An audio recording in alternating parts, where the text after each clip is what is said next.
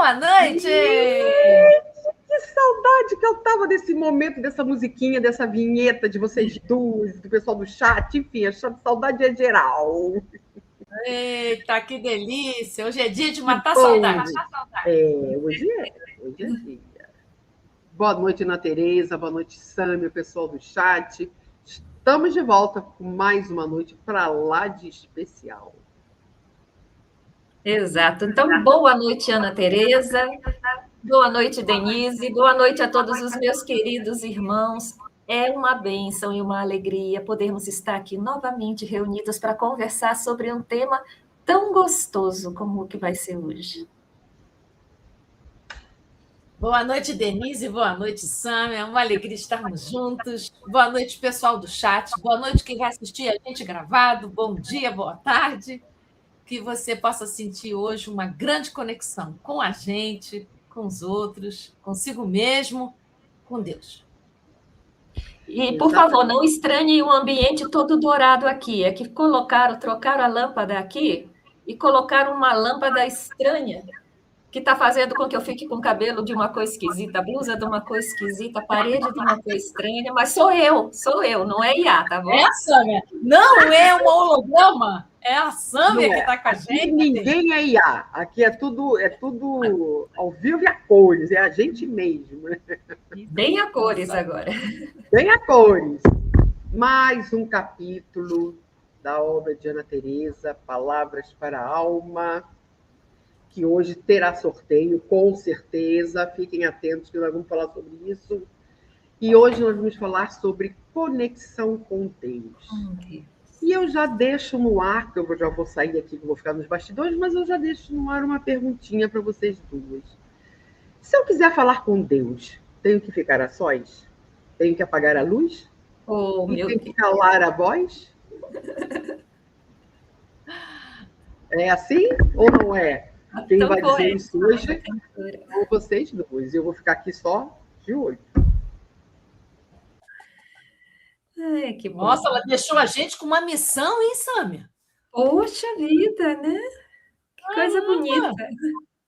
É poético. Vocês duas aí já estão ficando muito poéticas. Eu tenho que andar depressa para entrar nesse ritmo. É verdade. Bom, deixa eu dar aqui um pontapé para a gente. Ó, gente, esse nosso capítulo, você que já tem o nosso livro, o que vai adquirir, o que hoje você está se inspirando, a gente hoje vai falar dessa nossa relação com o nosso Criador, com o nosso Pai. Foi assim que Jesus ensinou para a gente, né? Que Deus é nosso Pai. Então, com esse nosso Pai, que não é uma pessoa, né? Às vezes a gente fica achando que Deus é um velhinho de barba branca, né? Ou então a gente imagina que Deus está num tribunal, que vai, quando você desencarnar, separar o que você fez de errado, de bom, que te pune. Mas a gente entender Deus como uma lei, entender Deus como uma lei que está inscrita no coração do nosso ser, ou seja, nós temos esse referencial, essa bússola, esse amor divino, essa essência que nos constitui divina, e que a gente tem dificuldade de acessar essa conexão, né? esse lugar divino, quando Jesus diz: o reino dos céus está dentro de vós, o reino de Deus está dentro de vós, está dizendo assim, nossa, Deus está mais perto do que a gente possa pensar, não está em algum lugar físico no cosmos. Deus é tudo. Nós estamos mergulhados no fluido cósmico universal. Isso é, a gente está mergulhado em Deus, né? Só que é como se a gente vivesse, é como se não, a gente vive mesmo assim, né? Nesse mundo de prova e expiação, tá, gente? Estou falando aqui no nosso nível evolutivo. Eu não sei, nos mundos celestes, eu imagino, quanto mais elevado é o mundo, essa conexão é de cada vez mais fácil e afinada. Quanto mais é atrasadinho o mundo, mais atrasadinho nós que vivemos no mundo, mais inconsciência a gente tem, mais distração a gente tem dessa conexão. Então, no nosso nível evolutivo, o que nos caracteriza muito é a distração. Os teóricos atuais, contemporâneos, os estudiosos, que nem espíritas são, os sociólogos, filósofos, antropólogos, dizem que a gente está vivendo a era da distração. a era da dispersão, veja. E é por isso que a gente sente tanto cansaço. Porque na dispersão a gente não se nutre espiritualmente, energeticamente. É como se a gente estivesse com a tomada fora da parede. Tem lá energia na tomada, mas a gente não clica, não conecta, então a gente não se nutre. Então a gente vive exaurido, cansado, desconectado, distraído, disperso, adormecido, meio mortinho. Essa maneira que a gente tem de se distrair com tudo, tudo nos distrai a atenção. A gente sai do foco toda hora, do foco da nossa existência, do foco do nosso propósito. Isso faz a gente ficar muito enfraquecido, muito vulnerável, né?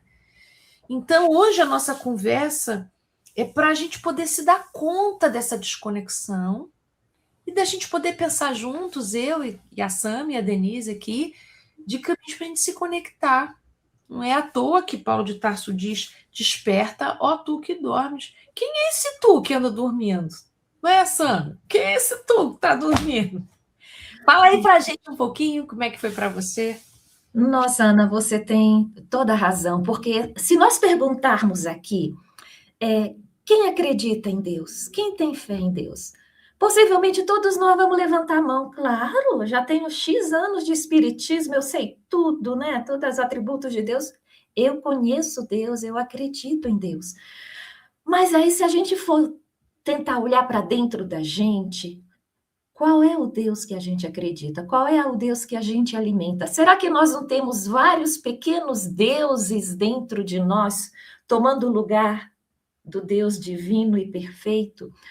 Nós torcemos, às vezes, né, Ana, para ter um Deus vingativo, porque nós somos espíritas, a gente não pode se vingar, mas a gente pode dizer: Deus vai dar a lição, a lei de causa e efeito vai pegar, e vai pegar feio, eu vou estar perto para ver. Deus tarda, mas não falha. Deus tarda, mas não falha, né? E se não tardar, melhor ainda. Então, a gente fica ali querendo, ansiando que esse Deus vingativo que nós alimentamos haja contra aquela pessoa. Muitas vezes somos nós que nos sentimos injustiçados pela vida. E a gente diz: Deus foi injusto comigo, fazendo com que isso acontecesse comigo, com a minha família. Então é um Deus injusto que eu alimento. Né? Muitas vezes é aquele Deus servo, é aquele Deus que a gente só reza para pedir, ai dele se não fizer. É igual Santo Antônio, a gente põe de cabeça para baixo, né? Se ele não cumpriu o nosso pedido. E nós achamos que ele tem obrigação de servir. E às vezes nós vamos buscar até os templos religiosos para conseguir alguma coisa de material para nós, achando que isso é ser Deus. Só que para isso eu acho que a gente tem que começar por um outro caminho também, que é da gente saber quem é que nós somos.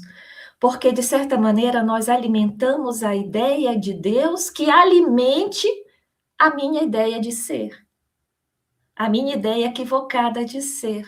Se eu sou uma pessoa vingativa, eu tenho que justificar que Deus também é. Ah, mas eu não posso mostrar isso para os outros, né? Aí põe a máscara, né? Mas é isso que eu alimento.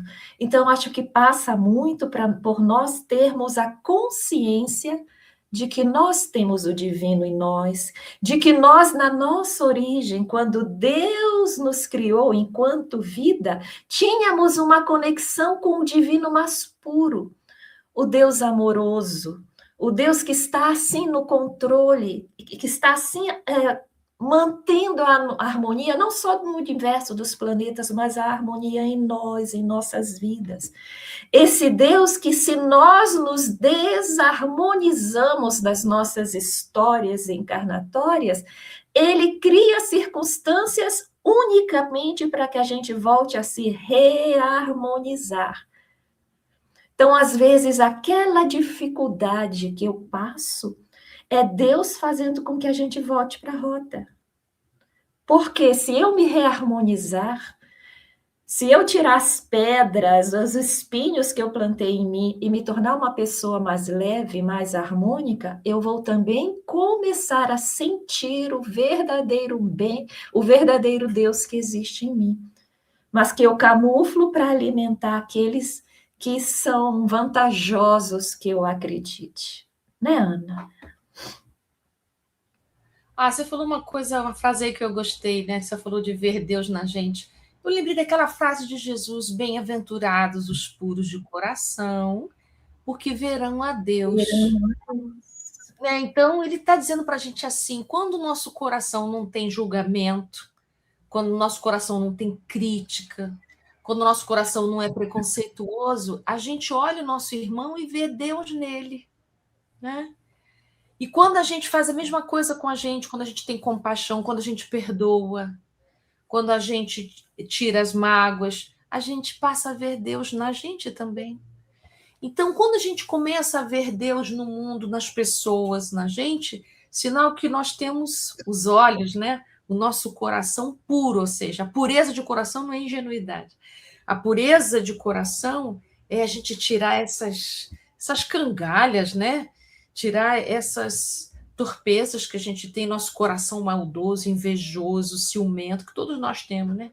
Apegados. Então, quando a gente vai purificando isso, a gente vai liberando isso, quando a gente vai melhorando essa nossa maneira de enxergar as pessoas, o mundo, a gente vê Deus em tudo.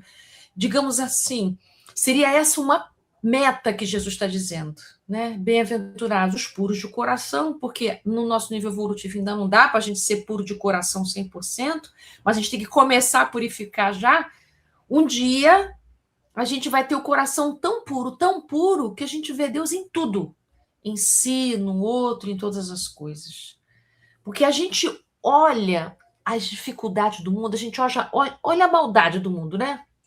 A gente olha com um coração que não é puro, a gente ora assim, tá vendo? Esse mundo não tem jeito, né? Então, a maneira como a gente olha ainda é um olhar que é pesado. Nós temos pouca tolerância, nós temos pouca resiliência, pouco amor até na hora que a gente olha o erro alheio. Nós somos pesados com o erro alheio, não é? A gente é muito crítico, pesado, punitivo com o erro alheio, né? Então, para a gente poder adquirir compaixão, que é uma conquista moral importantíssima, e a gente conseguir olhar para os nossos irmãos, para nós mesmos, para o outro, entendendo que aquilo é um processo evolutivo, é uma tarefa para a gente, né? Um olhar importante que a gente precisa desenvolver. Então, nós estamos caminhando, é assim que a gente se conecta com Deus, através dos outros, através do trabalho de conexão com a gente mesmo. Então, aí a gente vai sentindo a presença divina em tudo isso. Como é bom, né? Quando a gente consegue isso, Sâmia. Não é bom? Nossa, é bom demais, porque é muito difícil a gente conviver apoiado só no materialismo. Mesmo que a gente traga aquela ideia de que eu acredito em Deus, mesmo até que eu tenha uma religião que eu vá, mas se a minha visão de vida é uma visão materialista, é uma visão ilusória, a gente cansa, a gente não suporta, porque na verdade nós inconscientemente, que eu não tenho outra palavra para substituir isso, a gente busca Deus nas coisas materiais. Então, como eu não tenho Deus em mim, eu preciso de algo que supra aquela minha carência. Porque eu não dou conta sozinho. Então, eu acho que um companheiro, uma companheira, um determinado vício, uma determinada festa toda hora, aquilo vai me suprir da minha infelicidade, do meu cansaço de viver. Quando, na verdade, é a falta do divino em nós. Um divino que nós somos e que nós abrimos mão. Não quero. Eu quero a gandaia. É tão legal, a vida na matéria é tão legal. Eu não quero abrir mão disso, né? Eu dou conta sozinha. Eu não preciso de ninguém. Está tão na moda isso, né? Eu dou conta sozinha, eu dou conta sozinha. E a gente não dá conta, a gente cansa. Então, a ideia de Deus é aquela ideia de paternidade. É aquela ideia de proteção, de colo. É alguém que está sempre com a gente para a gente conversar. Dentro do ônibus, a gente está cansado, ouviu o que não devia, xingaram a gente e disse, Deus, fica comigo, estou precisando de ti.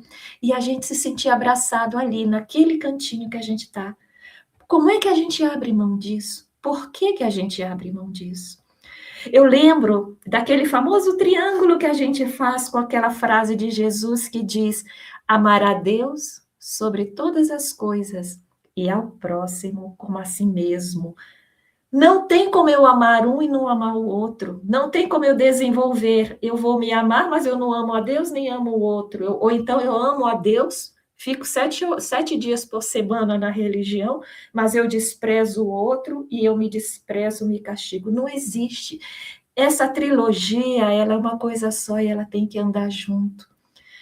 Por isso que a conexão com o divino, necessariamente, começa também com a conexão comigo mesmo.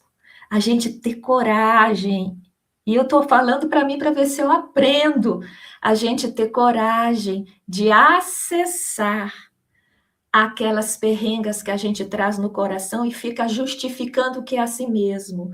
Não, Jesus ensinou a perdoar. Perdoou todo mundo, mas aquele ali é outra história. Aquele eu deixo para a próxima encarnação. E a gente vai se justificando, a gente vai fugindo. Então, esse momento de dizer por que eu estou pensando assim, por que eu estou sentindo assim. Porque às vezes eu quero me trabalhar, mas eu não quero trabalhar a visão que eu tenho do outro, que me machucou, que é como a Ana colocou. Essa conexão com o divino inclui a conexão com o próximo e a conexão comigo mesmo. Então, a gente vai precisar... É aquilo tudo que Jesus ensinou. Não julgar, perdoar a Deus sobre todas as coisas, amar a Deus sobre todas as coisas, perdoar, pedir perdão, se perdoar, porque é amar o próximo como a si mesmo. Então, é perdoar o próximo como se perdoa a si mesmo também. É não julgar o próximo como eu não quero me julgar e como Deus não vai julgar.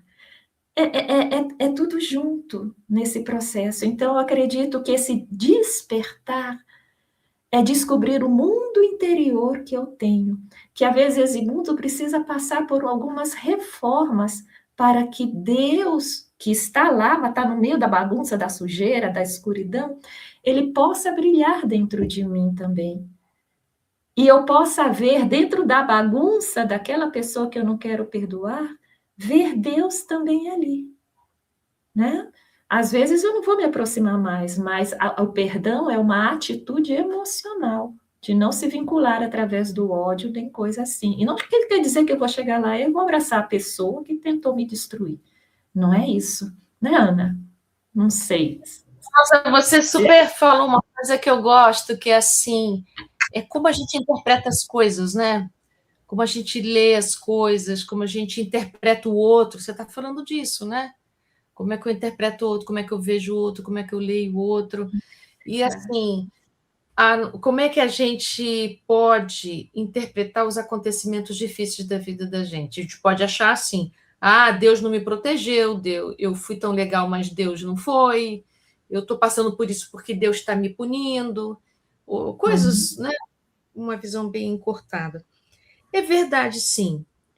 A vida tem os acontecimentos, mas tem a maneira como a gente lê os acontecimentos, né? Então, a gente pode ler os acontecimentos da nossa vida como sendo assim, Deus puniu, Deus não puniu, eu fui um bom filho, eu não fui bom filho, enfim, né? Essa é uma visão bem imatura do que é a relação de Deus com a gente. Mas a gente pode ler o que nos acontece de muitas maneiras diferentes. Eu posso ler um acontecimento difícil assim, olha, eu posso não estar entendendo o que está acontecendo, mas nada acontece fora de Deus. Então, se isso está acontecendo aqui para mim, não é que Deus quis assim, ou Deus está me fazendo isso, não, a nossa relação com Deus não é desse lugar. Mas eu posso entender assim, a providência divina aproveita tudo que nos acontece. Então, a gente pode estar vivendo uma situação muito difícil. Eu não queria estar vivendo essa situação. Mas como é que eu posso ler essa situação para que eu possa compreender que se isso está na minha vida, algum aprendizado eu posso retirar. Então, é a gente poder entender que tudo que está acontecendo não é que tinha que ser desse jeito, poderia ser de uma outra maneira, se eu me comportasse também de outras maneiras, é possível. Mas eu posso, assim, em acontecendo isso, já que eu estou nisso, como que eu posso, acompanhada de Deus, aproveitar isso para o meu crescimento? Mas sempre lembrar que você está acompanhado de Deus. Então, acompanhado de Deus, você está aberto para inspirações, né? Ideias, intuições positivas a respeito daquilo, saídas que você não estava vendo antes. Então, isso aqui está muito difícil de eu atravessar, meu Deus do céu, eu não sei por que está acontecendo isso. Mas em acontecendo, acompanhado de Deus, para onde eu posso me dirigir, o que eu posso fazer. E uma outra coisa que eu queria comentar com vocês é que eu não estou com o livro aqui na minha mão, mas no livro Vida e Sexo, tem um capítulo, bem no começo, que Emmanuel vai dizer o seguinte, que é o nosso pai e a nossa mãe que nos apresenta a Deus. Então ele vai dizer o seguinte, que a maneira como a gente se relaciona com o nosso pai e com a nossa mãe são os nossos primeiros aprendizados da nossa relação com Deus. Porque quando a criança olha para o pai e para a mãe, são deuses, não são? A gente olha para nossa mãe e nosso pai, são seres perfeitos. E que a gente ama sem reservas. A criança ama o pai e a mãe sem reservas, é de peito aberto. Então, olha que responsabilidade grande a gente tem enquanto pai, enquanto mãe, porque a gente está apresentando Deus para eles. De que jeito? Porque nós estamos apresentando a autoridade maior, a visão maior. Nosso pai, a nossa mãe, quando a gente é criança, sabe de coisas que a gente não sabe, vê coisas que a gente não vê, entende de um mundo que a gente não entende ainda. É o nosso pai, a nossa mãe, que nos apresenta o mundo. Então, trazendo isso aqui para a nossa reflexão, significa assim, a gente pode ter uma relação com Deus, uma relação desconfiada. Onde é que a gente aprendeu a desconfiar de Deus assim? Eu imagino que tem a ver com o nosso entendimento da infância. Se a gente olhou para as nossas autoridades maternas e paternas e a gente viu coisas incoerentes, como é que a gente vai olhar para o nosso pai maior de uma maneira coerente, de uma maneira entregue, confiado, com muita fé? Então eu fico assim pensando, será que Emmanuel está dizendo que a nossa relação com Deus passa pela cura, digamos assim, da nossa relação com os nossos pais? Porque se a gente olhar para como é que a gente lidou com autoridades, desde pequenininho até então, tem a ver com a nossa relação com Deus. Então, certa vez eu escutei uma companheira da nossa casa dizendo assim, não, Deus é muito longe, eu só me relaciono com Jesus. Que engraçado, né? Como se fosse assim, ué, Deus está muito longe? Deus está muito perto, está aqui. Então, assim, quando você assim, não, isso aí, eu desisti de lidar com isso, que isso é uma coisa muito distante, eu vou lidar aqui só com Jesus, que é meu irmão, é assim, tete a tete, eu sei como é que é a cara dele, como é que é o olho dele, então eu consigo mais. Isso está falando da nossa dificuldade em confiar em autoridades, de confiar em algo maior, algo, né, dessa magnitude, a dificuldade que a gente tem. Então, eu fico pensando, não está escrito isso não, mas eu fico pensando se Emmanuel não está convidando a gente a rever como é que a gente aprendeu Deus pequenininho, já que passou pelos deuses da nossa vida, que foi a nossa relação familiar. Se a gente aprendeu tudo isso com punição, a gente chega na vida adulta achando que Deus vai punir também. Né? Se entendeu como castigo. Então, é importante você fazer uma visitinha nesse lugar, quando você teve os primeiros aprendizados do que é pai. Que representação pai tem no seu coração? Isso fala da nossa relação com Deus. Então, a construção dessa relação com Deus, com o divino, é uma história de superação. É um convite para que nós nos superemos e não nos entreguemos, desculpa a palavra, mas não nos entreguemos aos nossos mimimis. Não, porque há 30 anos atrás a minha mãe não gostava de mim, então Deus também não gosta de mim. Sim, a gente faz isso. A tendência natural no nosso estágio de consciência que nós estamos é essa, fazer essas vinculações. Mas com o amadurecimento da alma, e nós temos muitas ferramentas para isso, nós podemos dizer, peraí, minha mãe não é um Deus.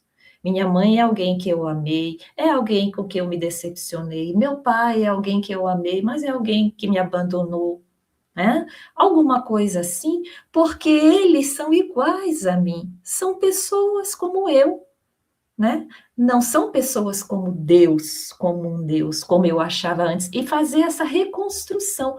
E aí começa pela superação das fraquezas, pela superação das mágoas, que estão arquivadas e que estão guardadas e que não deixam nós nos conectarmos com o divino. Porque cada vez que a gente tenta fazer uma oração, que a gente fecha o olho e fazer a oração, a gente lembra todo mundo que a gente está com raiva.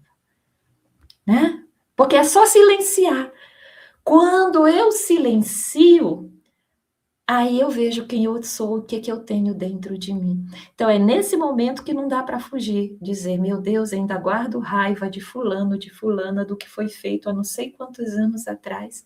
A pessoa nem lembra de mim e eu é que estou com esse ácido no meu coração. Como é que eu vou falar com Deus? Né?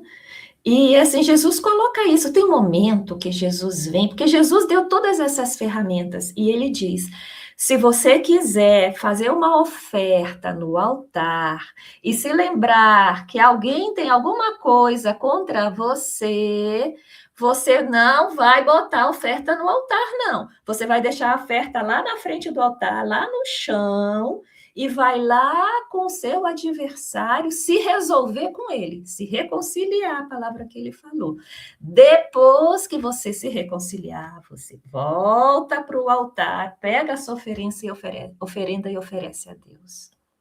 Por que ele fez isso? É maldade? Né? É um castigo? Não, porque ele sabe que eu ofertar alguma coisa a Deus com raiva no coração, com ódio, é falso, é uma oferta falsa. Como é que eu vou me conectar com o divino, que exige, né, aquele estado de elevação para eu sentir o divino, de calma, se eu tenho uma tempestade dentro de mim? E às vezes é a reconciliação, é o perdão, é o pedir perdão, que vai fazer com que eu volte a me equilibrar de modo a sentir Deus, porque Ele está perto, Ele está em nós, Ele está em cada coisa, Ele está na natureza, enfim, nas pessoas, no universo. Mas eu tenho uma trave no meu olho, chamada ódio, chamada mágoa. Então, passa por essa visão interior, pela visão diferenciada do outro, que vai exigir de nós esforço e sacrifício, que a gente diz logo, não, o fulano não perdoa. Cadê o esforço? Repetindo, não é para ir lá dar um abraço, é só para deixar ir. Porque se eu tenho fé em Deus, eu digo, Deus, eu já fiz o que podia, eu vou deixar isso nas suas mãos. Eu reconheço e aceito que a minha história foi essa, que eu passei por essa situação difícil, que fulano, que fulana foram responsáveis por essa minha situação difícil, mas eu quero seguir em frente. Eu deixo nas suas mãos que a vida algum dia resolva isso, quando nós estivermos fortes. Eu não quero mais sentir mágoa, raiva ou o que for. Isso exige sacrifício, esforço. E às vezes é esse esforço que a gente não aceita fazer, porque a gente acha que Deus tem uma varinha mágica e vai resolver por nós. Não vai, porque senão nós não crescemos. Nós não podemos aprender a andar pelos nossos filhos. Eles vão caminhar sozinhos, eles vão subir, vão cair, machucar o joelhinho, vão subir de novo até caminhar sozinho. Se eu segurar no colo a vida toda, ele não aprende a andar. E é isso que Deus faz conosco. Então, temos que ter essa coragem. Temos que ter essa força de nos superar, chorar. E como diz Paulo, né, caminhar com os joelhos disjuntados, alguma coisa assim, mas continuar caminhando, como der, mas seguir em frente, tentando superar aquilo que me faz paralisar, sofrer e não sentir a presença do divino em nós. É esse exercício de, você usou a palavra superação, né? Que a gente precisa fazer para superar essas nossas imaturidades mesmo, né? De achar que está sendo castigado, ou de esperar que uma justiça seja feita. Isso tem muito, né? Eu espero que uma justiça... Eu fui muito lesado na vida, né? E eu espero que uma justiça seja feita. Eu fico esperando recompensa, reparação. Quando, na verdade, quando a gente entende um processo reencarnatório, não é nada disso, né? Reparação já está acontecendo. As experiências difíceis são, na sua grande parte, experiências de reparação já, de injustiças que você teve envolvido em outras vidas. Você fica olhando para cá, só para esse quadradinho dessa vida corpórea aqui, e você acha que isso aqui é injustiça, isso é só um pedaço do capítulo de uma história enorme. Um pedaço de um capítulo de uma história gigante. Então, você está lendo um pedacinho do capítulo e já classificou de injustiça. É assim que acontece. Então, quando a gente fala tanto disso, para a gente sair do mimimi e parará, a gente fala dessa maneira brincando, mas é assim. Olha só, a gente não é vítima da nossa história. Eu não estou dizendo que a gente é culpado, não. Mas aqui no capítulo eu falo disso, né? A gente transita da autossuficiência para a dependência. A gente não conhece uma coisa chamada autonomia. Não é autossuficiência que a gente está falando, a gente precisa de muita ajuda para caminhar, mas uma outra coisa é a gente ficar dependente para crescer. Autonomia.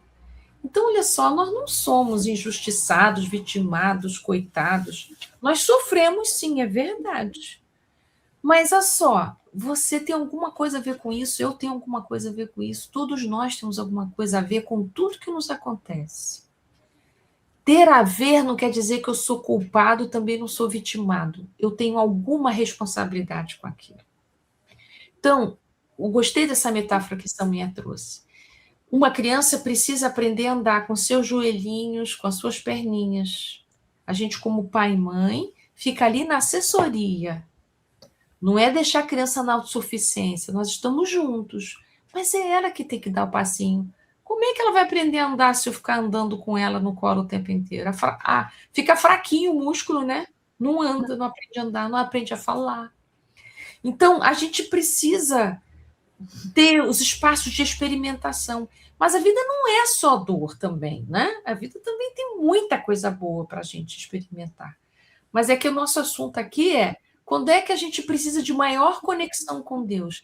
Nessas experiências em que a gente quase se sente injustiçado, quase se sente vítima da circunstância, quase se acha coitado de mim. Quando você estiver chegando nesse lugar, opa, como é que está a sua conexão com Deus? Com o todo? Com esse reino dos céus que está no seu coração? Como é que está essa sua conexão? Porque quando a gente se conecta, a gente pode não estar entendendo o capítulo todo, porque precisaríamos de muita memória que não podemos no momento. Mas a gente pode, sei lá, aceitar que eu posso não estar entendendo, mas se eu estou aqui, estou aberto para viver, que aprendizado eu posso retirar dessa circunstância? Como é que eu posso sair melhor disso aqui? É duro, é pesado, mas como é que eu posso sair melhor disso aqui? Que aprendizado, que graça eu posso recolher? Porque a Joana de Ângeles aconselha a gente a agradecer mesmo as coisas ruins. Então, agradecer. Então, tem uma graça ali que eu posso me conectar. Qual é a graça divina que eu posso recolher dessa experiência tão doída? Né? Que aprendizado, que crescimento eu posso me conectar aqui. Então, conexão com Deus, sim, dos jeitos mais clássicos que a gente conhece, né? A gente conhece a prece, a gente conhece meditação, a gente conhece conexão com a natureza. Pode ser isso, mas eu queria usar uma metáfora aqui, em termos de graus. A gente pode sentir Deus longe da gente, a gente pode sentir Deus perto da gente, mas a gente pode sentir Deus dentro da gente. Quando Deus está muito longe, é a gente que sente que Deus está longe, porque não é ele que fica longe, perto ou dentro, ele é sempre. A gente é que se distancia.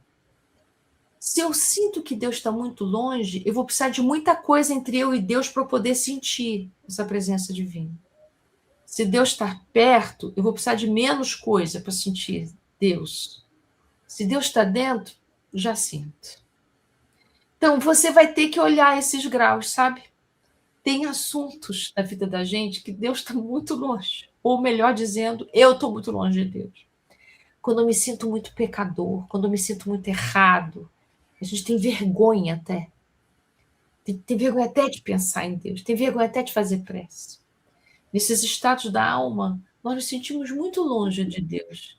Mas isso é um equívoco, é justamente nesse lugar que Deus está mais perto do que a gente possa pensar. Sabe aquela passagem que a mulher adúltera vai ser apedrejada? Eu uma vez vi um orador, não sei que orador foi esse, a gente até hoje sem saber, me esqueci, que falou uma coisa que eu nunca tinha pensado. Naquela circunstância, Jesus ajuda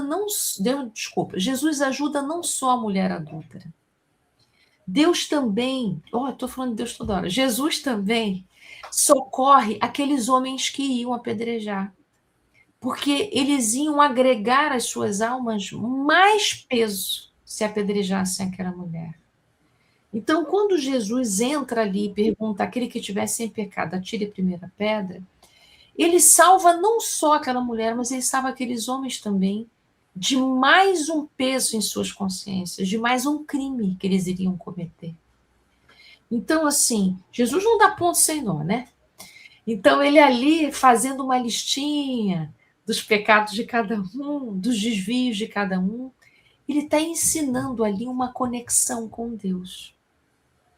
Nos equívocos, a gente também pode sentir Deus, quando a gente tem um posicionamento diferente. Então, quando eu lembro dessa passagem, eu falo assim, nossa, a gente se condói muito da mulher adúltera, mas que dificuldade que a gente tem de ter compaixão por aqueles homens, que por causa do costume de uma época, de uma lei, de uma época muito ainda imatura, eles iam continuar cometendo aqueles crimes, que eram matar mulheres em praça pública com pedras. Imagina se isso não fica marcado no perispírito da gente, né? Então, quando a gente tem conexão com Deus, a gente revê essas leituras das regras, dos costumes, das culturas, e podemos nos aproximar daqueles que a gente acha que deveriam ser culpados, né? A gente não tem compaixão daqueles homens daquela história, mas Jesus teve compaixão. Então, olha, conexão com Deus fala da gente poder mudar o nosso olhar para muita coisa que somos severos para poder classificar. Quando a gente pensa nas histórias dos nazistas, quando a gente vê as histórias dos palestinos, dos judeus, a gente não tem uma visão polarizada das coisas. Então, Jesus ensina a não polarizar. Mas para a gente não polarizar, para a gente ter essa visão mais ampla, exige de nós uma conexão com Deus, nossa, que ainda é um desafio para nós, sabe? Então, é mudança de olhar que Jesus está convidando para a gente ter Deus dentro do nosso coração. Por enquanto, eu acho que a gente consegue ter Deus perto ou Deus longe, mas Deus no coração precisa muita pureza de olhar, muito treino de olhar. Muita pureza no olhar, né? Eu estou lembrando aqui que muitas vezes nós trazemos erros do passado, escolhas equivocadas do nosso passado, e nesses momentos a gente começou aquilo que você falou, Ana, a ficar envergonhados de ver Deus face a face, figurativamente falando. A gente ficou envergonhado. A gente passou a se sentir que não é merecedor do amor de Deus. Que Deus exige de nós uma perfeição e uma pureza que nós demonstramos várias vezes na vida de que nós não temos. E aí eu me lembro da história de Maria de Magdala, quando ela chega para Jesus, ela chega envergonhada, porque sempre a ideia dela é, será que ele vai me receber? Logo eu, com a vida que eu levo? E ele a recebe com um sorriso. E certa vez, certo momento do diálogo deles, ela coloca para Jesus que gostaria de ser também uma seguidora dele. Mas aí ela pergunta: mas será que Deus me aceitaria? E aí ela mostra o quanto a baixa autoestima dela e a visão que ela tinha de Deus, de que mesmo ela se colocando, ela que trazia muitos equívocos na história dela, mesmo ela se colocando à disposição para se transformar, para ter uma outra vida e servir a Deus, ela diz: mas será que Deus me aceitaria? Porque ela já estava vendo Deus dizer: você não tem jeito, vai para lá. E aí Jesus coloca toda uma fala, colocando que Deus não rejeita ninguém, que Deus é um grande Pai, tá? E muda nela a visão de Deus, fazendo com que ela se acalme e continue esse diálogo que se torna cada vez mais profundo, onde ela começa a colocar todas as perrengas, né? Os nós que ela traz na alma, e que consegue desfazer com o auxílio do diálogo com Jesus. E muitas vezes a gente traz isso, mas será que Deus me vê? Será que Deus me aceita? Será que Ele não está decepcionado comigo por causa do que eu escolhi no passado, do que eu fiz daquela vez? Né? Quando, na verdade, gente, imagina um pai, uma mãe e uma criança de 1 ano fazendo besteira. A gente sabe que a criança errou, mas nós sabemos que essa criança vai crescer e, quando tiver mais madura, vai escolher diferente. Então, para Deus, nós somos como crianças espirituais que estamos caminhando e caindo, se erguendo e caindo. E Ele compreende isso, mas não deixa por isso de trazer os meios de fazer com que a gente se fortifique para não cair tanto. Mas ele nunca desiste. Então, mudar é aprimorar a ideia do que Deus sente por nós, não só o que eu sinto por ele. A ideia de que o amor divino é incondicional e igual para todos. Eu acho muito interessante Jesus, porque uma das coisas que é muito importante é a gente sentir Deus perto de nós. E Jesus, essa alma iluminada que sente, né, a visão dele do divino não se compara, né, nós não nos comparamos com ele. Ele sentiu isso, que ele precisava encarnar na Terra para ficar perto de nós, para que nós sentíssemos também o Cristo para sempre perto de nós. Então, ele precisou encarnar, ele encarnou, ele quis, foi uma opção e uma escolha dele. E quando ele encarnou na Terra, que nós sentimos o divino pertinho de nós, ele começou a chamar Deus de Pai, e a todos os demais de irmãos. Então, um dos grandes aprendizados de Jesus é mostrar que nós temos um vínculo muito forte. A gente só não sente se a gente não quiser. Para Jesus, todos somos irmãos, independente dos erros do passado, dos erros de hoje, ou daqueles que a gente não vai conseguir vencer e vai cometer de novo. Eles nunca desistem de nós. Aliás, o papel de um pai é esse, né? É encaminhar o filho, educar o filho para que ele seja feliz. Se o filho fosse perfeito, precisava de pai, né? Nossa, quem de nós não precisa de um pai, gente? Nossa, todos. Eu estava aqui lembrando quando eu fui à Foz do Iguaçu. Eu nunca tinha ido, a primeira vez que eu fui foi quando eu fiz 50 anos. Eu queria ir para um lugar especial e escolhi Foz do Iguaçu. Gente, quando a gente fica diante daquela multidão de água que cai sem cessar, ininterruptamente, é impossível você continuar cético. Impossível. Grandeza. É uma grandeza, mas de uma ordem, de uma magnitude tão incrível. É impossível a gente não ser molhado, todo mundo se molha, porque os respingos chegam pela velocidade, pela distância, né, de onde chega as águas até cair no chão. É de uma força, é de um barulho, um som inacreditável, uma visão que a gente fica assim, se sente pequeno, mas não é um pequeno fraco, é um pequeno agradecido. Meu Deus, que grandeza, que coisa bonita demais, é bonito demais, é tão bonito que a gente só pode chorar, não tem outra coisa, a gente chora. Porque é de uma magnitude, aquilo tudo, para nós, é para a gente. Não é bonito pensar assim. É o que Deus dá para nós ininterruptamente. Aquela água que flui incessantemente. Vamos pensar, o fluido cósmico universal que a gente está mergulhado é isso. Flui incessantemente. O amor divino flui incessantemente. A misericórdia divina está em todos os lugares, todos os lugares. Então, não tem como a gente ficar indigno, porque Deus não escolhe para quem oferecer isso. É para quem quiser, é para quem vier. Essas nossas concepções de que a gente é indigno, criminoso, errado, pecador, isso são os nossos egos que classificam no que é certo, o que é errado. Não, para Deus não existe isso. Né? Primeiro que Deus é uma lei, não é uma pessoa. Logo, Deus não é humano, não tem sentimentos humanos.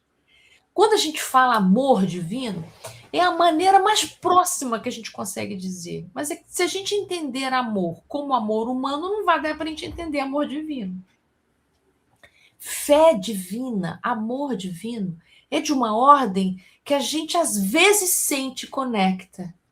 Quando a gente se sente unido ao todo. A gente tem essas experiências de êxtase, em que a gente não sai do tempo do relógio, a gente tem uma experiência de se sentir inundado por forças exteriores a nós, né? Essa sensação de exterior, que é grande demais. Eu, por exemplo, eu tive uma experiência assim quando meu neto nasceu. Quando eu olhei aquele bebê, aquela coisa que chegou na minha vida, assim, não é porque a gente não planeja neto, né, gente? Verdade. Planejar, mas a gente não planeja neto. Filho, você até pode planejar, mas neto a gente não planeja. E a gente vê aquela grandeza, uma vida chegando na sua história. Aquilo é grande demais, gente. É grande demais. A grandeza que aquilo é, aquele bebê chegando, transbordando vitalidade, chegando na sua vida. É muita coisa. Então a gente chora, porque não tem outra coisa que eu posso fazer a não ser aquilo. E temporariamente tem uma suspensão do tempo, não é? Então, essas experiências divinas que a gente tem, essas experiências de tanta magnitude, eu dei o exemplo aqui da Foz do Iguaçu, dei o exemplo aqui quando meu netinho chegou das mãos do médico, por exemplo, né, que é uma grandeza inacreditável, ou mesmo quando morre alguém. Mesmo quando morre alguém. Né? Eu me lembro no enterro da minha mãe, eu disse no enterro da minha mãe, que nós somos espíritas, nem todo mundo que estava no enterro era, eu disse, para nós hoje é dia de festa. Porque quando a gente volta para o mundo espiritual, tendo dado conta de uma encarnação, a gente não tendo acelerado nada, e eu considero que a minha mãe nada acelerou, ela viveu com plenitude, é dia de festa. Então, quando a gente vai tendo essa visão espiritual da vida, trazendo o divino para todas as circunstâncias. Quando você parte uma laranja para você comer, isso é divino demais, gente. Quem foi que inventou a laranja? Quem foi que criou a laranja, sabe? Pensar que na sementinha, aquele carocinho que você joga fora no prato da laranja, naquele carocinho tem uma laranjeira inteira. Não é demais pensar isso? Que de uma sementinha, quantas laranjas são possíveis da gente chupar com um carocinho da sua laranja? Então, das coisas mais triviais que a gente pode experimentar, né? Uma laranja que você come, uma banana que você saboreia, a um neto que nasce, a essa natureza abundante, a nascente de um rio, a grandeza do mar. Eu estava no Amazonas e eu estava vendo, meu Deus do céu, esse rio é chamado de mar, não é à toa, porque eu não via outra margem. de tão grande. É demais da conta. O Rio Amazonas é um mar. Que coisa linda isso, quantas vidas vivem em torno daquele rio. Então, falar de Deus é falar da gente. Como que a gente pode se imaginar sem Deus? Não dá. Tudo isso que nos acontece, esse corpo que funciona com uma perfeição inacreditável. Nenhuma inteligência artificial é capaz de imitar o que o nosso cérebro é capaz de realizar. Então, quando a gente começar a se sentir meio indigno, pecador, ou achar que Deus foi injusto, tudo isso é desconexão do divino que nós somos e temos no nosso coração. Né? Então, não sei, para mim, são essas experiências de Deus que eu pude me lembrar. Você pode compartilhar alguma, Sam? Olha, eu moro aqui, eu moro na última casa da rua. Aliás, isso já é praxe, acontece automaticamente. Em Porto Velho, quando eu fui olhar a última casa da rua, e sempre Você gosta da última casinha. E quando eu fui, de meu Deus, a última casa, a rua sem saída de novo. E aqui do lado tem o pessoal aqui chama de mata. Eu digo, não chama de mata, chama de bosque, gente. É mais bonitinho, mas é mata. Para esse eu vou aprendendo. Depende de quem olha, né? Depende, não, mas para eles mata, porque para mim mata, eu sou da Amazônia, né? Aquele monte de sapê, aquela coisa que é uma praga. Mas assim, cada vez que eu acordo e que eu olho pela janela e eu vejo as árvores, eu estou para botar nome nas árvores. Não tem como a gente não pensar que maravilha que é. A sensação de que dá quando a gente abre a janela é que elas estão dando bom dia para a gente. E, de repente, todos os problemas parece que ficam pequenos diante de tantos amigos e amigas que são as árvores, que são os passarinhos, que estão ali, fora da janela do meu quarto. Entendeu? E realmente Deus está ali.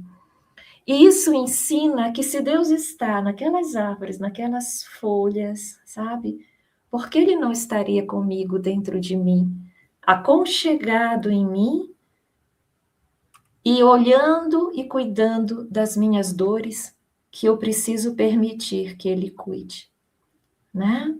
Então, de repente, a gente pode acordar e abrir a janela do próprio coração também.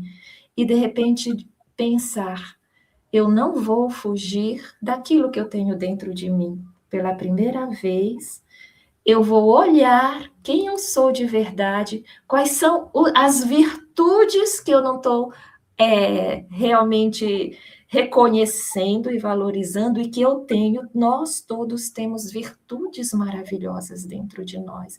Nós somos pessoas maravilhosas que cometeram equívocos. Nós não somos pessoas horríveis, nós somos pessoas divinas, maravilhosas. Temos milênios de caminhada evolutiva, superamos muita coisa, ainda falta um pouco para superar. A nossa pedra no sapato, mas já superamos tanto. Então vamos também, todos os dias, abrir a janela do nosso coração, olhar o que tem nessa mata, que tem mosquito, né? Que tem flores, que tem rios, que tem aquele pântano que precisa ser cuidado, mas que é lindo do jeito que é. E vamos aprender a nos valorizar. Às vezes nós deprimimos só porque a gente olha o nosso rosto no espelho. E aí olha o rosto das pessoas no Facebook, olha no espelho e se deprime. Gente, sim, esse é o meu rosto e eu vou amar do jeito que ele é, porque o meu Pai, Deus, achou que o melhor para mim era ter esse corpo físico, nascer nessa família, nessa condição de saúde ou não saúde e passar por essas experiências que eu estou passando. Mas ao redor, circuncidando essas experiências, existe todas as belezas que a Ana também colocou e que às vezes a gente não vê e não valoriza. A Joana de Ângeles, ela fala muito da importância da contemplação do que existe ao nosso redor e do sentimento de gratidão, que são sinais de que a alma está despertando. Então, às vezes eu choro, mas algo que eu observo na natureza, quando eu caminho, quando eu vou num parque, pode me comover e me curar daquela lágrima. E pode me fazer sentir feliz naquele momento e automaticamente me sentir conectada com o divino. Então, Deus está nos dando muitas, muitas ferramentas. A meditação, a oração, o auto-perdão, tá? Que é lei, a lei do perdão, tá? Perdão para nós mesmos. Toda a atividade no bem, ajudar o vizinho, ajudar o cachorrinho ali que está precisando, fazer uma atividade de coração aberto, não aquela, ai meu Deus, evangelização de novo, eu tenho que ir, né? Fazer o quê? Eu tenho que pagar. Não, a gente tem que fazer coisa que ama para amar o que faz. Como é que eu vou amar o que eu faço se eu escolher uma coisa que eu não gosto? Se eu não gosto de lidar com criança, eu vou fazer o bem em outra atividade. Então, fazer o bem, orar, meditar, se perdoar, refletir. Pensar no outro como filho de Deus, que tem os seus erros como eu tenho os meus.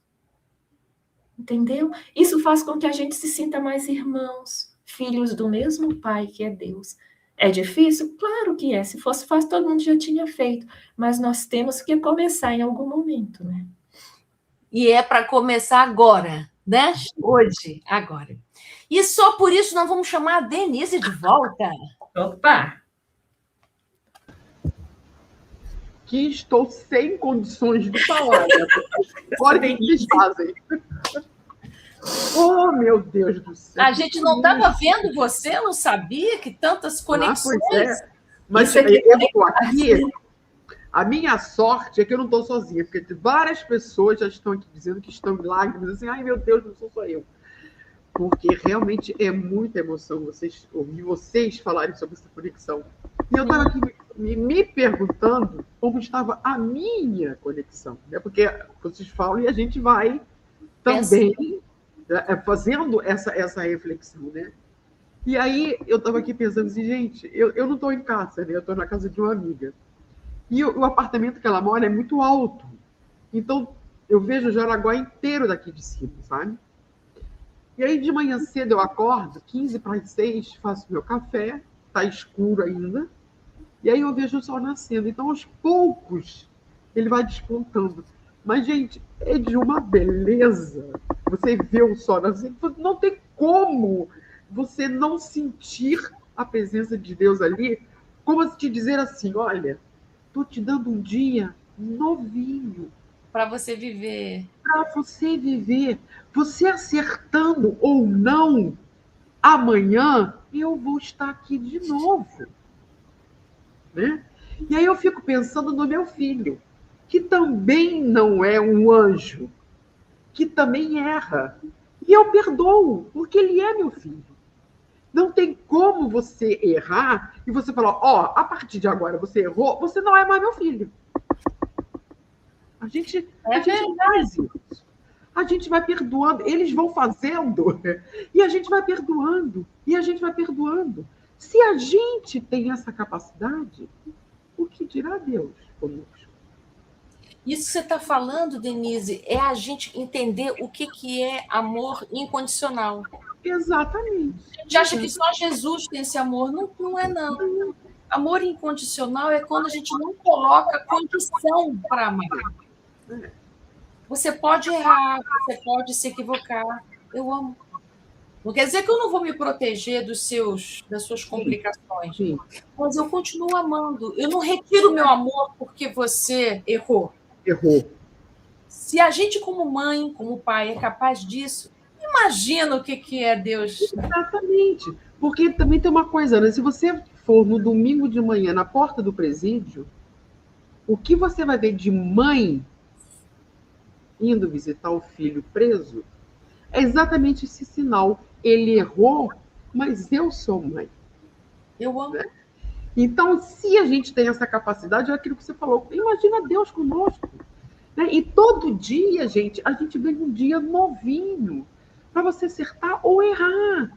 Porque mesmo que você erre, ele vai vir no dia seguinte de novo para você. Né? Então, é impossível de você não sentir essa presença nesses momentos. Né? E eu sou muito movida também à música, né? É uma coisa que mexe muito comigo. E tem aquela música do Vanzan, quem quiser procure no YouTube, que chama Ouço Deus. Não tem como você não entrar numa conexão com Deus ouvindo aquela música, né? É uma coisa assim maravilhosa, essa sensação dessa presença em você, né? Agora, você falou aqui, tem uma frase aqui que eu quero destacar nesse capítulo, que eu achei maravilhosa, e depois eu também fiquei pensando, que é assim, não temos nem consciência de que a sensação de desamparo existencial decorre dessa desconexão. É verdade. Eu achei essa frase maravilhosa. Quando a gente vive conexão com Deus mais vezes, não tem espaço para o desamparo. Não tem. Não tem. Não tem. Né? Então eu fico assim, gente, eu já não consigo mais me sentir nesse desamparo existencial. Porque você não tem como voltar para trás. Né? Então, isso é maravilhoso, gente. Isso é maravilhoso. Olha que lindo a Vera escreveu. Eu acredito que Deus estava junto da Ana quando escreveu o livro Palavras para a Alma. Vera.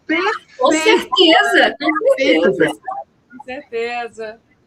Olha, eu chorei um bocado escrevendo esse livro. Então, estou assim, sinto. Também Deus está presente aqui nessa live com a gente. Mas já teve gente que disse isso aqui. É isso que eu quero trazer, gente. Quer ver? Lindo. Vamos aos comentários, porque teve gente que... Vamos aos comentários, vamos. Vamos aos comentários agora. O primeiro agora, hora da verdade. Foi da Vera. Denise, pergunte para a Sâmia se ela vai estar no seminário dia 13, aqui em São José. Olha, eu vou estar nessa data em Florianópolis. São José, Florianópolis? Olha, São José... Pois é, porque aqui em Curitiba também tem São José. São José faz parte da grande Florianópolis. Eu ainda não vi o endereço, mas é possível que seja depois da ponte. Se for esse seminário, eu vou estar lá. Lá também, né? E a Adriana comenta assim, na minha visão muito limitada do que é Deus, oh, meu Deus, o vejo na tempestade, na imensidão da floresta, no trabalho da formiga, eu achei isso maravilhoso. É isso. No sorriso de uma criança e no ar que respiro. Olha que coisa linda. Gente, isso é uma poesia, coisa linda. Lindo, parece a letra de uma música, né? Ouço Deus. É bem por aí essa música do Ouço Deus, é bem por aí. Ó. E a Mirtes diz o seguinte, vê Deus como Francisco de Assis, através de tudo. De tudo. Essa visão também é a visão. São José de Santa Catarina. Então, seremos sim.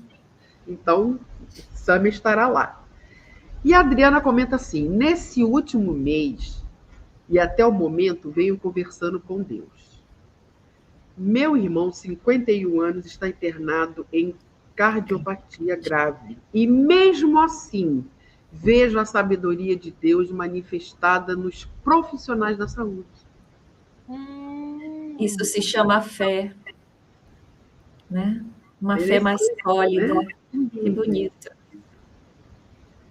Realmente. Porque, assim, seu irmão está passando pela experiência que é necessária para ele.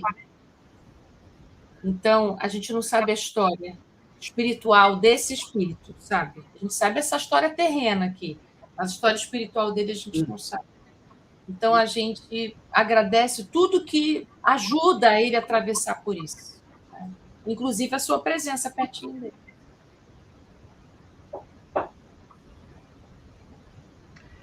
E a Kátia faz o seguinte comentário. É exatamente o sentimento que eu tenho, de não ser digna de ser amada por Deus. Você tinha. Mas ela continua. Tenho depressão e ansiedade e luto para introjetar o sentimento de merecimento de coisas boas. O bonito da tua frase é que você diz que está lutando para introjetar o sentimento de merecimento de coisas boas. E é isso que é importante. Essa luta indica que você está refletindo, que você está revendo suas emoções, né, as situações, e tentando compreender de outra forma, que não seja aquela ideia de castigo, aquela ideia de que Deus cochilou. A minha sogra diz isso, Deus não dorme, mas cochila, né? Aí passa umas coisas, né? Então, minha sogra. Muito bom. O meu marido, conversando com a mãe dele, né? Mas por que isso que está acontecendo no mundo? Mãe, Deus não dorme. Não dorme, mas cochila, ela responde. Então, a gente vai começando a observar que não, Deus não dorme, nem cochila, nem pisca. Que está tudo certo, que às vezes o problema é que está tudo certo o que acontece, só que nós não sabemos lidar com aquele acontecimento, tá? Às vezes, principalmente quando envolve outras pessoas, onde nós nos sentimos injustiçados, o que não precisava acontecer, porque Deus não usa outras pessoas para cometer o mal para alguém, tá? É muito difícil de superar, mas ela mostra que está no caminho. Porque a depressão também é a dor da alma, né? Que às vezes a gente sabe, às vezes não sabe de onde vem. E é uma luta muito grande para superar aquela dor. Mas está no caminho. Olha, não sou só eu que estava chorando, graças a Deus. Sâmia, eu estava tão triste, com lágrimas nos olhos, escutar você com essas palavras, que Deus nos ama com todos os defeitos, é um alívio ao coração que bate mais alegre. Ó, que lindo também. Muito bom. Olha, Ana Tereza. Sim. Minha psicóloga diz que eu sou muito exigente comigo. Eu tenho conhecimento espírita e sei que devo perdoar, mas ainda não consegui. Como pensar em Deus nesse momento? Como Ele me vê? Olha, eu ainda não tive essa entrevista com Deus para ter certeza de como Ele te vê. Mas eu posso imaginar que Ele está dizendo assim, qual é a finalidade dessa exigência? Se essa exigência não te ajuda a dar passos na direção do perdão. Então, essa exigência está te atrapalhando. Então, olha só, a gente acha que ser perfeccionista é coisa boa, não é não. Perfeccionismo nos atrapalha demais, porque nos impede de nos assumirmos humanos como nós somos. Então, essa exigência, psicologicamente, é a sua menina, não é sua parte adulta. Porque nós, enquanto adultos, não somos exigentes com as crianças. A gente entende a criancice das crianças. Quando eu estou aqui em casa, aquele tumulto de criança gritando, berrando, e aí meu marido fala assim, são crianças, sendo criança. Quando começa a ficar impaciente, ele fala, são crianças sendo crianças. Adulto fica quieto, criança não, criança é barulho, é confusão. Então, quando a gente está sendo exigente, a gente não está deixando a nossa alma ser natural. Então, como é que pode perdoar? Diminuir a exigência, menos. E é interessante que ela usou eu devo perdoar, e não eu quero perdoar. Você e todos nós temos que acessar esse caminho do querer fazer aquilo, do sentir vontade verdadeira e não se sentir obrigada. Enquanto nós fizermos as coisas obrigados, aquilo não vai ser espontâneo. E às vezes a prova vai ter que voltar, até que eu faça aquilo de forma espontânea. É dizer, eu não quero mais viver assim. Eu não quero mais sentir isso, eu quero perdoar. Quando você sentir isso, você acabou de perdoar. Não precisa nem falar, a não ser que a pessoa precise desse perdão, né, para se sentir melhor. Mas quando você sentir que quer, você já estará perdoando. E a Adriana diz assim, olha, nesse momento Deus está aqui com vários corações conectados. Ah, olha que lindo, verdade. Verdade. Olha aqui também, olha, a Claudete. Peço a Deus por vocês, nos ajudar. Vocês não têm ideia como palavras nos dá ânimo para seguir em frente. Obrigado, Deus abençoe vocês. A todos nós. Viu? Quem mais que temos?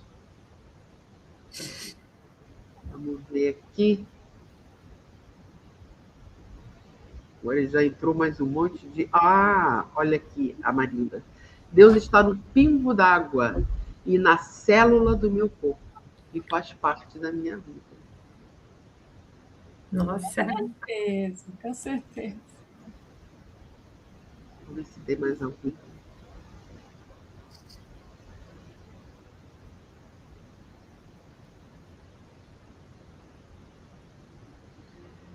Não tem mais. Gente, lembrando que não tem mais, não. É que agora tem sim. Tem um momento de... Adivinha? Tem uma pergunta. Palavras para a alma, vamos lá. Participando do nosso sorteio. Como é que faz para participar do sorteio? Coloquem lá. Quero o livro Palavras para a Alma. Coloquem lá a cidade onde vocês estão e a gente agora vai fazer o sorteio. Vamos lá. Tem que ser ao vivo, aqui e agora. Quem está aqui assistindo a gente já começa a escrever lá, eu quero o livro Palavras para a Alma, e a gente agora vai começar o sorteio. Começou. Eu quero. Deixa eles falando eu quero, tem uma pergunta que eu gostaria de responder. Eu vi também. Você viu? Da Liz Inês.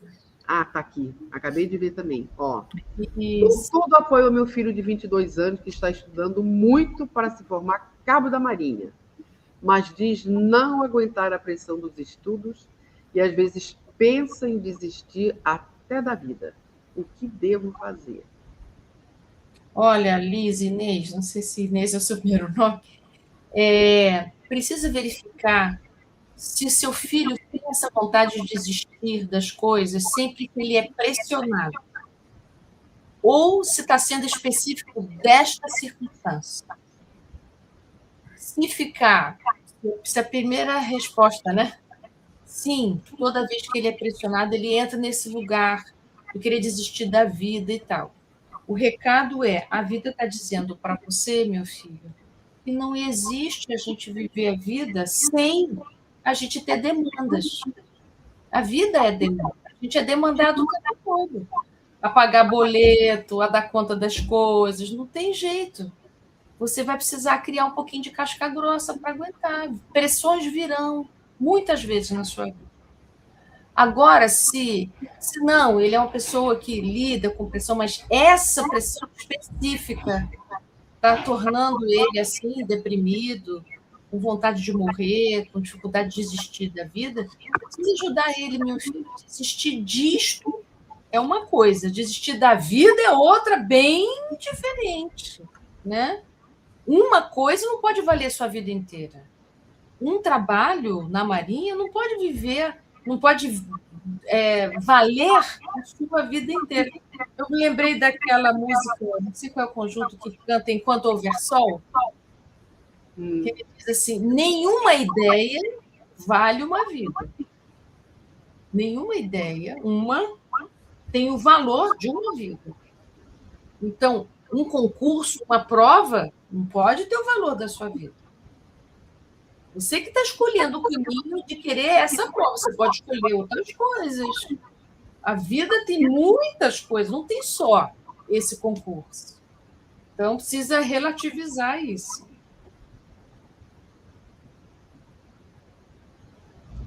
Meu Deus, gente, é muita gente querendo esse livro. Opa, aqui, ó, tá aqui para você. Para você que vai ser explicado hoje. Tá lá na mão da Ana Tereza. Vamos... Quem vai fazer o sorteio hoje, gente? Vamos lá. Amanhã ele vai para o correio. Vamos ver para que casa. Ó, e com direito ao autógrafo, gente. Vocês não estão Com entendendo. autógrafo. Vai com Bota o seu autógrafo. nome aí, que nome que você quer para autógrafo, que eu vou fazer. É hoje, é hoje. E o Paulo disse que acabou de chegar para fazer a auditoria do sorteio. Olha o Paulo, pensa. Ô, Paulo, olha bem isso. Só vergonha. Ah, mas olha, eu vou te falar uma coisa. O nome disso é cara de pau. Pois é. Vamos lá. Quem vai fazer o sorteio? É só rolar aqui, porque tem um monte de gente. Rola para cima, rola para baixo e vamos. Vai, Ana Tereza. Então, eu vou fazer aqui. Fecha, rola e para. Tá? Maria Eugênia Damasceno. Achei. Niterói? Isso. Maria Eugênia. Olha, Maria Eugênia. De Niterói, Porque aqui na direita, qualquer número. Ó, pronto. Maria Eugênia ganhou. Vamos lá, agora eu vou te mostrar como fazer agora, Maria Eugênia. Me disse agora o endereço direitinho, vai mandar para onde? Confirma que está ciente de que foi sorteada. Isso. Confirma que está aí, Maria Eugênia. Estou ciente. Olha lá, estou aqui, ganhei o livro. Cadê a Maria Eugênia que está aqui? Maria Eugênia está aqui. Uhul! Olha a Maria Eugênia. Uhul! Querida. Amanhã a gente posta. Demora um pouquinho para chegar, tá? Mas chega. E aí, os seus dados, Maria Eugênia, com nome, endereço, CEP, tudo certinho, você manda aqui, ó. Estou passando ali o e-mail, ó. Enviar lá para o e-mail sagadasalmas@gmail.com. Aí você manda todos os seus dados. Lá, esse Saga das Almas é da Sâmia. E aí ela entra em contato com a Tereza e passa seus dados todos. E a Ana Tereza faz aquela dedicatória maravilhosa para a Maria Eugênia e manda o livro para você. Como a Ana Tereza está no Rio, você está em Niterói, então... Vai chegar rapidinho. Vai chegar rapidinho, né? Então tá aí, Maria Tereza é a ganhadora desta noite. Gente, e agora? Eugênia. Chegou a hora final. Chegou a hora final. E agora eu estava olhando aqui, nós vamos voltar exatamente no dia 3 de junho. No dia 3 de junho nós estaremos de volta com um capítulo que também vai ser muito bom. Ó, a Maria Eugênia está perguntando se vem a dedicatória das duas. Aí não tem jeito, porque a Sâmia está lá. Não dá. Tá longe. Eu vou botar aqui, com um beijinho da Sâmia, tá? Por procuração, PP. Por procuração. PP, beijinho da Sâmia. Isso, a Patrícia já colocou aqui, ó. 3 de junho, exatamente. Nós estaremos... Combinado. Ah, olha só, olha a ideia do outro também. Ana Tereza, arremessa o livro da janela do seu apartamento e cai lá em Niterói. Quase isso, quase isso. Mais um pouquinho. O livro vai ter que nadar para chegar, tem que atravessar a Baía de Guanabara. E aí eu estava falando que no próximo capítulo é raiva. Eita, gente! Vale, meu Deus, não vai ser mole, não. Dia 3 de junho, raiva, tá? Oh, meu Deus, esse vai ser bom também, hein? Então vamos lá, vai ser uma experiência boa. A gente vai ficar até com menos raiva. Sâmia, tá bom, Sâmia, ela disse que já mandou para você. Já mandou, então, hoje mesmo. Nossa, Maria Eugênia tá aqui, eu já mandei para. Pode deixar. Vai responder.